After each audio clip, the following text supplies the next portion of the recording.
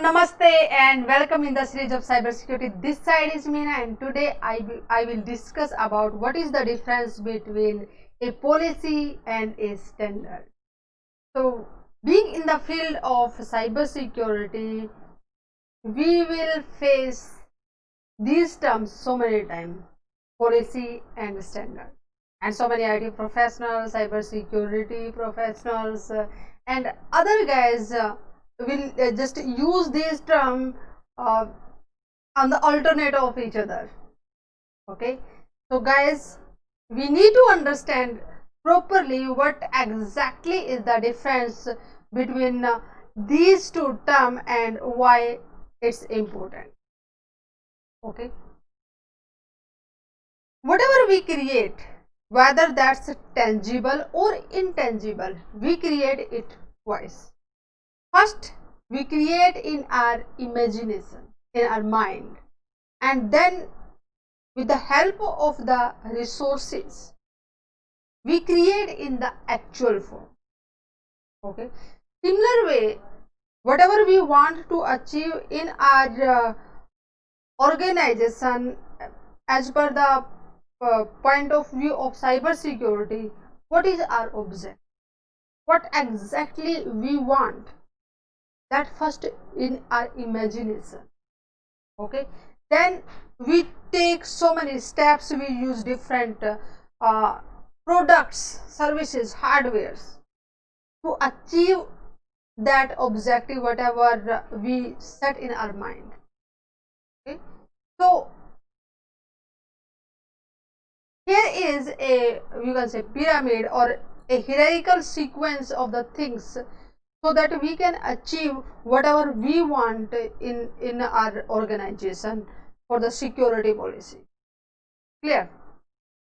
So higher management, that can be a CEO or the board of director, they are interested in to secure the company's asset, which is vital for the success of a business, because they are experiencing or just hearing the news like that company attacked by attacker and they steal that information or damage the information, and due to this instance they faced drastic loss in their business and they just the reputation of the company down too much.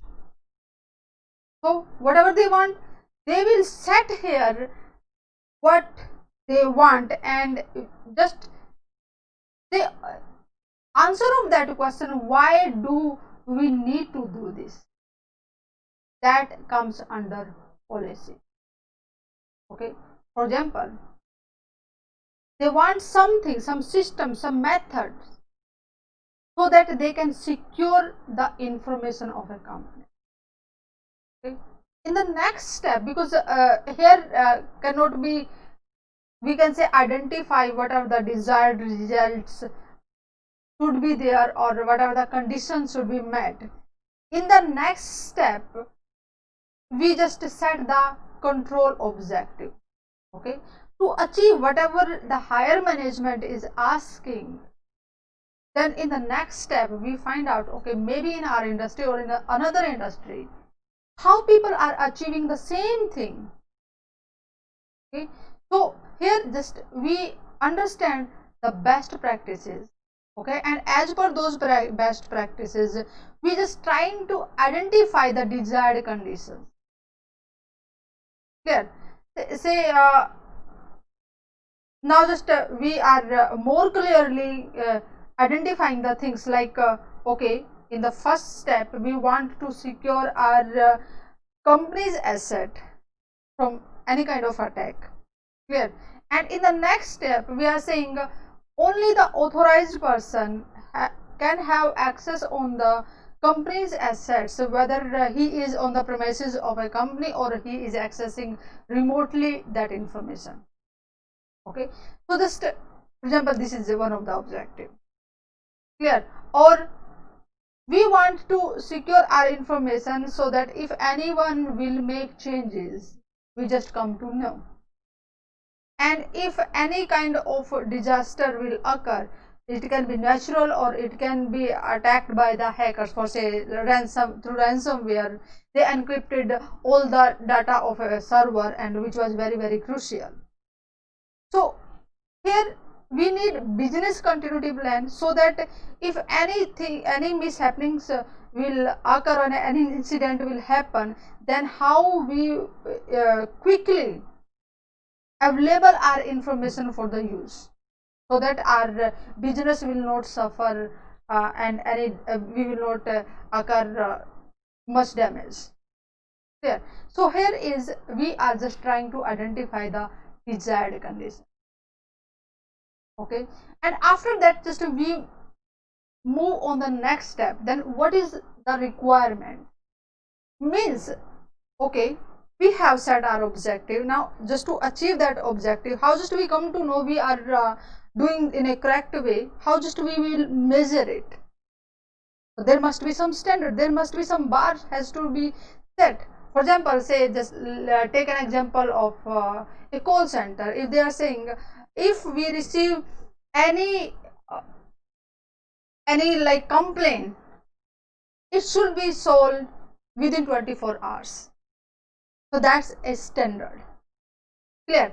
In our security policy, we are saying there's for accessing the crucial information or accessing any information of a company, then user must be authenticated. And for authentication, for example, say we are using passwords, so there should be password to access that information. And then we are saying, okay, password, okay, then how long should be that password? So we are saying 8-character password.